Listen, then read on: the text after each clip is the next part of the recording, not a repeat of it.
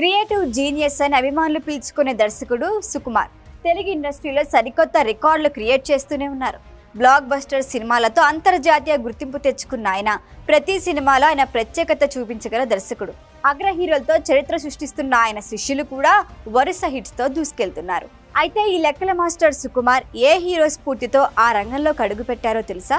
సుకుమార్ చిన్నతనంలోనే నటుడు రాజశేఖర్ కు అభిమానిగా పెరిగారు. ఓ సందర్భంలో రాజశేఖర్ నాకు హీరోలలో ఐకాన్.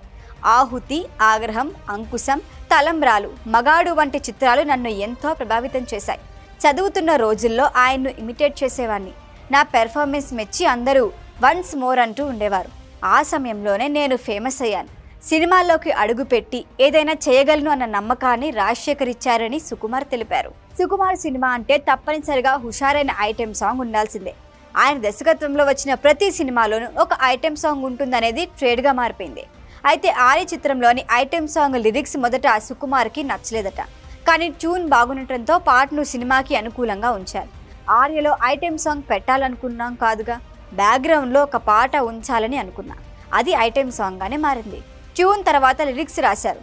అవి నాకు ఇష్టం కాకపోయినా ట్యూన్ బాగుండటంతో పాటని కొనసాగించాను. ఆ పాట హిట్ అయిన తర్వాతే సినిమాకు ఐటెం సాంగ్ ఎంత ముఖ్యమో తెలుసుకున్నా. అప్పటి నుంచి ప్రతి సినిమాలో అలాంటి పాట తప్పక ఉండేలా చూసుకుంటున్నా అని చెప్పారు సుకుమార్. సుకుమార్ సృజనాత్మకత, ప్రేక్షకుల అభిరుచిని సమన్వయం చేసే కౌశల్యంతో సినిమాల్ని విజయవంతం చేస్తారు. ఆయన అభిమానులు ఆయన ప్రతి సినిమా నుంచి అంచనా వేయగలరు. కానీ సక్సెస్ రహస్యాలు ఆయన శ్రమ, వినూత్న దృక్పథంలో దాగి ఉంటాయి. అయితే సుకుమార్ టాలెంట్తోనే తెలుగు సినిమా పరిశ్రమలో ఆయనకంటూ స్థానాన్ని సంపాదించుకుంటున్నారు. ప్రతిదీ కొత్తగా వస్తున్న ఐటెం సాంగ్తో ప్రేక్షకులను మరింత ఆకట్టుకుంటున్నారు. సుకుమార్ సినిమాలో ప్రతి అంశం, హీరోల ఎంపిక, పాటల రీతిలో ఆయన చూపించే సృష్టికర్తగా ప్రత్యేకతను కలిగించేలా ఉంటుంది. దీనివల్ల ఆయన సినిమాలు ప్రేక్షకులకు ఎప్పటికీ గుర్తుండిపోతాయి.